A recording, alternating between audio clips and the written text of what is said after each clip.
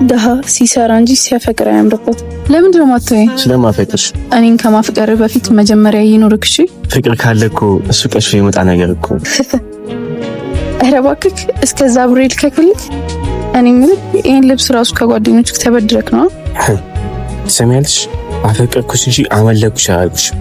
ስነ ስርዓትሽን ያሽ። ምን ልትሆን ነው? አንተም ትቆጣለህ እንዴ? መጀመሪያ ፍቅር ላይ ከመንጠልጠል በፊት በቀን 3 ጊዜ ብላሽ። ደሃ ሲሰራ እንጂ ሲያፈቅር አያምርበት። ድህነቱን አምኖ ይቀበላል። መጣው። እሺ መጀመሪያ ኑሮህን አስተካክል። እሺ ደሃ ያለለት ሊኖር እድሜው ሲገፋ